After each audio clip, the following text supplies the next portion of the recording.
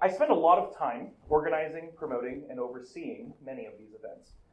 And believe it or not, I don't do it just for the sake of the paycheck. In fact, this job didn't exist before I had it. Before I became the Dean of Cocurriculars, I served here as a teacher and a house head. Side note, I still serve here as a teacher and a house head. I just got another job too. Because I saw a gap in our model that needed filling. The classroom alone wasn't enough to give the students the sort of education we desired them to have. Thus, TSCS Cocurriculars was born. As we've grown, the connection between co-curricular student life and the life of the classroom has grown more and more intrinsic as we flesh out just what it looks like to provide a student with a holistic education.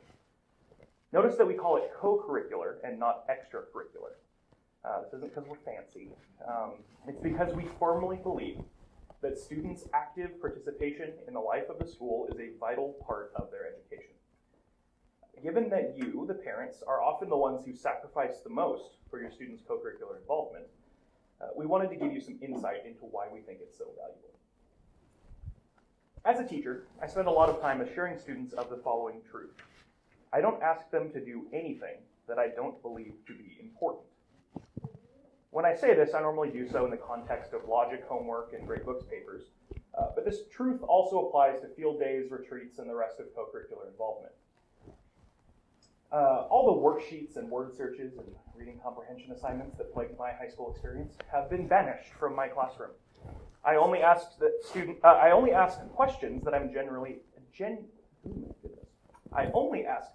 that I am genuinely curious about, and I refuse to condescend to my students like they're little kids. I only ask my students to do things that matter. I pride myself on it. Thus, we arrive at the topic of this talk. Why does school involvement matter? Why do I ask my students to paint themselves house colors and run around the field screaming like banshees? Why do I make them go on retreat and figure out how to safely navigate their peers through rope mazes using previously uninvented languages that they make up themselves? My answer to this question will begin with a series of sad statistics. Buckle your seatbelts. In 2017, 13% of U.S. teens aged 12 to 17 said they had experienced at least one major depressive episode in the past year, up from 8% in 2007. It's a rise of 2 million people to about 3.2 million people, according to a Pew Research Center analysis. The total number of teenagers who recently experienced depression increased 59% between 2007 and 2017, up 59% in the last decade. Moreover, teens now enjoy more than 5.5 hours of leisure a day on average. Of this 5.5 hours of leisure, the biggest chunk is spent on screens, 3 hours and 4 minutes on average per day. On weekends, screen time increases to almost 4 hours a day. And on weekdays, it's closer to 2 hours 45. Over the past decade, while that time has gone up, the time spent socializing, attending parties, extracurriculars, sporting events, entertainment, as well as spending time with others in person or even talking on the phone, has dropped to just 1 hour and 13 minutes a day. Okay, some disclaimers. Correlation doesn't necessarily mean causation. It's definitely possible that these statistics have nothing to do with each other. I suspect that they could be related. Speaking broadly, our students are more depressed than ever. Despite having a good amount of leisure time, they spend precious little of it interacting with one another in meaningful ways. Instead, the majority of their connection occurs secondhand through the use of screens and social media. I contend that this makes people generally unhappy. People need community. Existence is something of a group project. It is not good for man to be alone, after all. And the sort of online community that our students generally participate in just isn't cutting it. Discussing the inadequacies of this type of community is a bit bizarre. It seems harmful to live a life in which online communities receive more of your time and attention than in-person communities. Seeing a friend in person makes me happier than DMing them on Instagram. I'm not sure I can totally articulate why. It feels weird to try. I don't think I need to argue for why being with people in person makes us happier. I just feel it as a base intuition, a brute fact. But I think I can make an argument as to how the primacy of online communities impacts our ability to engage well with our in-person communities. and this point seems especially salient to the current conversation. Online interactions are remarkably curated. With social media, we have complete control over what we see and who we interact with on any given day. We choose who to follow and who to ignore, thus choosing what scrolls across our newsfeed and who we do and don't interact with. We can decide to ignore those who disagree with us, those who make us uncomfortable, those who challenge our opinions, choices, or lifestyles. Even on friend-based platforms such as Facebook, we can mute those who annoy us with a click of a button. If we don't like someone, we can choose to immediately exclude them from our digital world. This power is sometimes, at least feels like a bit of a relief. Do you have an uncle whose gruff political opinions aggravate you? Mute him. You never have to deal with those opinions again. You have a sister who constantly posts spurious quotations from books you know she hasn't read. Hide her from your feed. That annoyance is gone. Does your fellow church member constantly post theological think pieces that convict you of sin and make you generally uncomfortable? Unfollow her. That discomfort is over. Social media allows each of us to function as the gods of our own little universe. There we can protect ourselves, hiding from the things that hurt us and challenge us, and engaging only with the things that we naturally care about. These worlds are much more immediately attractive than the real world. We know that everything in them will be interesting to us because we have curated them specifically to be so.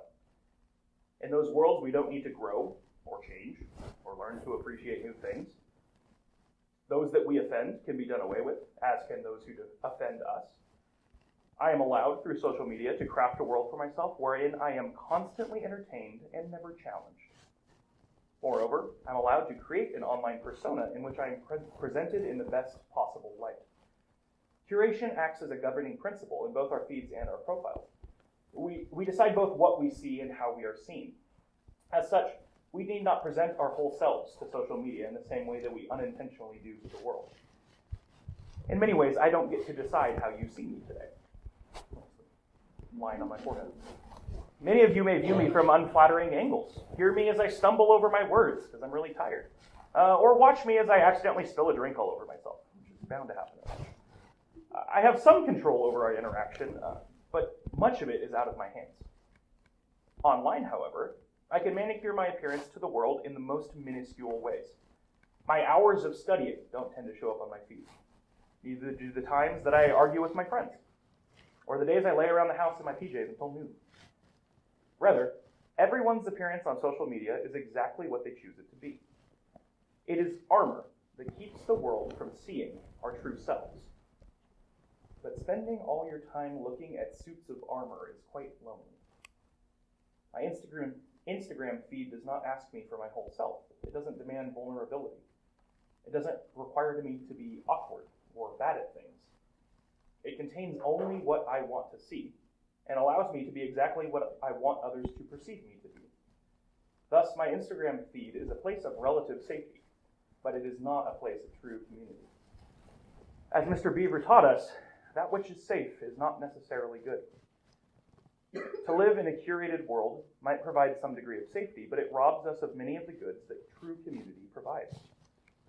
At the St. Constantine School, we hold thoughtful discourse about ideas as one of our highest values. Though culture often shies away from discussion, preferring mob mentalities and cancel culture, we embrace differences within a community that challenges us and pushes us outside of our comfort zones. Our school community is made up of families of many, many different faiths, creeds, political affiliations, socioeconomic classes, and countries of origin. We refuse echo chambers. We don't try to create them through indoctrination. We don't believe that we can or should force anyone to believe anything. Rather, we follow the Logos wherever it leads, allowing ourselves to be deeply challenged by our community. Those among us who might prize the mind over the body are forced to contend with a community that says physical competition at field day and volleyball games and the March Madness tournament in the parking lot is a necessary part of being human.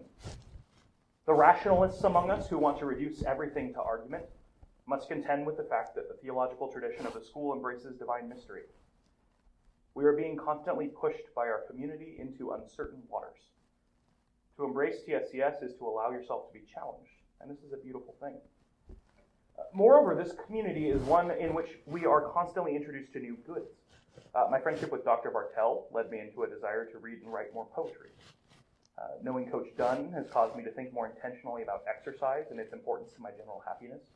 I actually like jogging now, as of last year, for the first time in my life. I've learned to love having babies around, thanks to all of the adorable little kids in the nursery. Melissa Nokshu somehow has caused me, this is the craziest one of it, somehow has caused me to want to relearn calculus that I've forgotten since high school. Like, I've been trying to figure out how I can get a schedule such that I can go audit a calculus class for years. I want to relearn it. I could go on and on about this. The point is that we live in a big, beautiful, complex world that is chock full of wonder and glory. But accessing those things is hard. Did I like jogging the first time I started doing it again? Did my first time overhearing a calculus study session make me want to pursue a knowledge of complex mathematics? Certainly not. Developing new tastes, learning to love new things, takes time. It is only in community with other folks who love different things than you do that we can start to develop those tastes. Galen Nickel continuously brings the joy and wonder of science before my eyes. It's hard when spending much time around him to not want to create vacuum-sealed containers of my own. Community of this sort, the sort that we have built and are continuously trying to build up further here at TSCS, calls all of us, faculty, students, and families, to virtues with which we are not equipped from birth. Real community requires humility, selflessness, wonder, and courage. People in community must possess the humility necessary to learn from their loved ones, to admit that they don't know everything and put themselves into the position of a student. They must sacrifice their own preferences to pursue what is good for their loved ones, and they must consider the impact that the decisions they make will have on those around them. They must be willing, nay wanting, to see the image of God in their fellow man and allow that image to inform their actions. They must be brave enough to do justice, even when they're not totally sure how. Practicing these virtues is difficult. Some people spend their entire lives fleeing the demands of real community. Many of our students, sadly, are on that path. They've already begun the process of rejecting the inherent difficulties of real community. Because real community is challenging and complex and sometimes messy. It represents a variety of viewpoints and a diversity of opinions. It's not always what we would naturally seek out. It is always very likely to challenge us and push us out of our comfort zones. Why do the extra work necessary to buy into a real community when you could sit on your phone with an online community, perfectly manicured for your interest and taste? Why expend effort that you don't have to expend? Our students need to learn the virtues necessary for the pursuit of real, healthy community. To buy in and expend energy towards an uncertain good is difficult. Sometimes our high schoolers don't want to engage in the school community, so they just don't. They haven't learned that deep, rich goods are waiting for them at the other side of that game they don't feel like playing. They aren't yet brave enough to risk looking awkward at the dance when they could just listen to their own music at home. But we want better than that for our students, and we know you want better than that for them too. We will do everything that we can to see them grow in virtue, to learn to truly love one another as themselves, and to become the sort of people that can experience rich, joyful friendships for the rest of their lives. So how does this relate to your students' involvement in school activities? How is all this highfalutin talk about virtue and wonder and glory related to a bunch of teenagers donning war paint and throwing one another into trash cans while I yell at them through a megaphone? Believe it or not, the co-curricular activities that I've put together are meticulously crafted towards the dual purposes of establishing community and inviting students into it. Because it's silly, doesn't mean I didn't do it on purpose. Well, this is true of all the co-curricular events here at TSCS. For the sake of brevity, I'm going to focus on two of the most important, Field Day and retreats. So Field Day, for those of you who haven't seen it, it occurs once a semester and takes up an entire Friday afternoon.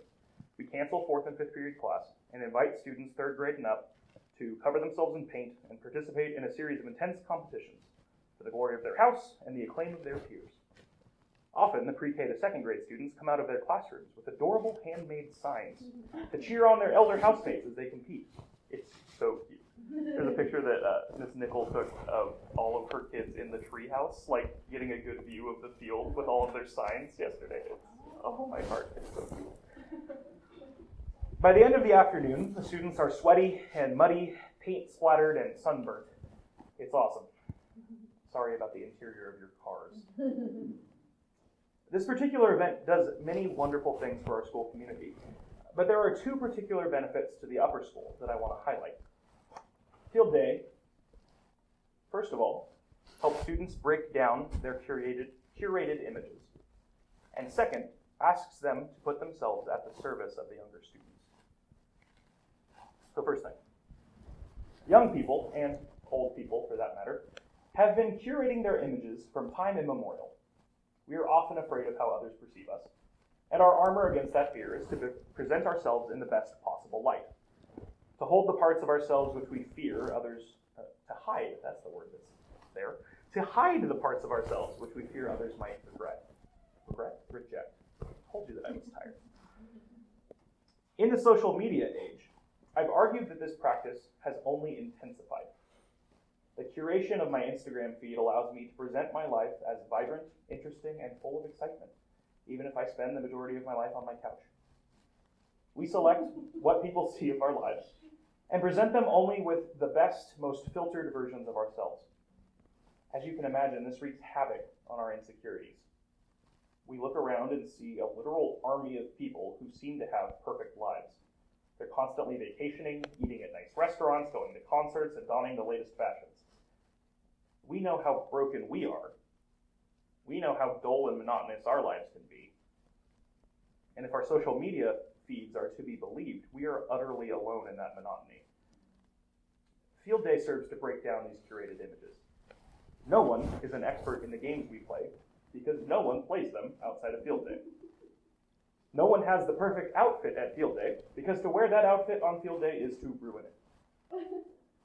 To see your highly educated, professionally accomplished science teacher trouncing about the field in a kilt, covered in paint, screaming like a banshee, does much to assure you that you don't have to be serious or conventionally impressive all the time.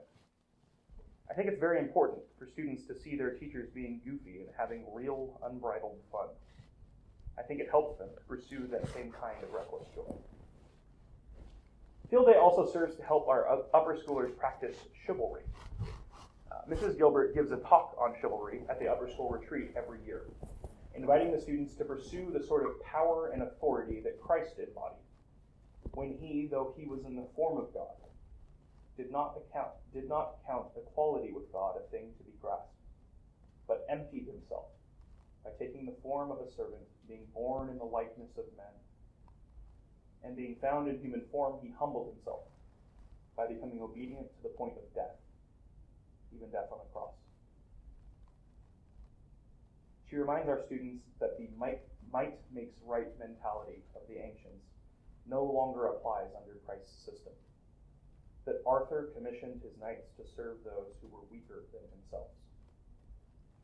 She asks our students to do the same, to practice humility and put themselves at the service of younger students. Field Day is a great place for them to practice this. Many of our upper school students are quite competitive. Chivalry asks them to temper some of their competitive nature to ensure that the youngest students there enjoy themselves and learn the principles of good sportsmanship. Many others of our upper school students could care less about playing silly field games. Chivalry asks them to be enthusiastic and cheer on their younger teammates anyway, to foster excitement in themselves for a thing that they don't naturally enjoy, so as to let the younger students enjoy it well. So that's a brief sketch of Field Day, but what about retreats? An afternoon off from classes is one thing, but why take students away from home such that they miss entire days of class, or in the case of the back-to-school retreat, almost an entire week? Going away for retreats does all sorts of things, but I've whittled it down to three main goals. Retreats provide space away from noise, they level social playing fields, and they remind us of humanity. So goal one, break from noise. I'm sure y'all have noticed by now that we live in an incredibly noisy society. Everything competes for our attention. News is dominated by clickbait. Apps are designed to keep us using them as much as possible. Advertising is specifically chosen for our interests in like really creepy ways. Right? Like how many times have you like looked at a thing and then immediately you're like, now I have 7 ads for this. What is happening?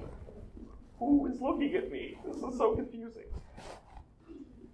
As I've said earlier, the curated nature of social media fills our students' feeds with images of perfection, as each of them competes to see whose life can look the most interesting and glamorous and aesthetically pleasing.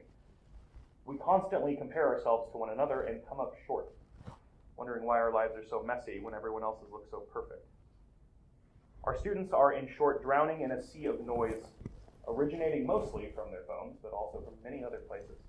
I'm sure y'all remember being a teenager. Pretty emotionally taxing. I imagine it can only be worse when you spend 3 hours a day looking at perfect curated images of your peers while simultaneously feeling awkward and self-conscious. Thus, we take students away from their normal world. We take away their phones. We give them space to hang out and be their actual selves in person with their actual peers. This is much harder to do in the day-to-day. The full immersion of a retreat provides them with this space as a loving mercy. Goal 2, level the social playing field. I'm not sure what it is about human beings, but we love to put things into categories. Perhaps taxonomy comforts us in some way. I don't really know. But whatever the reason, we feel more comfortable interacting with others when we can place them in a category for interpretation and understanding. These categories quickly become rigid, locking students into particular social circles for the duration of their school experiences. This is only exacerbated by the shallow impression they gather of others through surface-level interactions and can in turn create a school where entire groups of students never know one another or interact. Retreats seem to help with this problem too. Just as all are equal in the eyes of God, so are all equal when participating in weird group games or watching a black and white film they've never seen before. The team nature of prepping meals, sleeping in an unfamiliar place, and generally being thrown off from routine does much to push students out of the boxes they've built up for each other. It's hard to uphold a shallow image in the wilderness. It's hard to remain aloof and mysterious. When a loving teacher makes you lay on the ground and impersonate a beached whale. That's one of my personal favorite games. It's hard to be cool when you're screaming in fear at Mr. Mueller hiding in the woods saying boo during a night game. The retreat then, both in its setting and in its schedule, encourages students to set aside preconceived assumptions about one another and simply engage as people. Goal 3 reminds students of their humanity. People fall easily into the trap of defining themselves based on what they do. Teenage students are entrenched in this more than many adults. If you ask a teenager who they are, they will almost invariably respond with a list of hobbies and activities in which they participate. I'm an artist. I'm an athlete. I'm an A student. I'm a musician. These labels are limiting and appeal to stereotype over holistic humanity. If High School Musical is to be believed, then the athlete who sings is like a bizarre outlier that doesn't exist in the normal world. The structure of teenage society demands that students stay in their lanes, despite the fact that mere humanity knows no such boundary. Retreats help here too. Students are plunged into new activities that don't fall with any of their spheres of influence. This is why creating weird camp games and field day games is so important.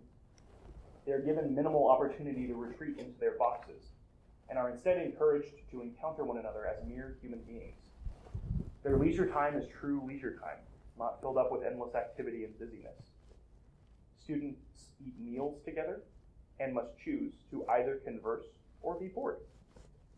They find common ground with those who were formerly just acquaintances. They seek new understandings of those about whom they are assumed to have already known everything. They sit around the campfire and discuss the things that really matter to them, when the posturing of everyday life is a distant memory. For a few miraculous moments under the stars, our students get to simply be. Okay, I've tried to offer you just the smallest taste of the goods our community provides. It challenges us, it draws us into love of God's creation and for one another, but it can only do that if we choose to engage in it. And making that choice is difficult, especially for those untrained in virtue. We want students to buy into the value of community and we need your help in encouraging them to do it.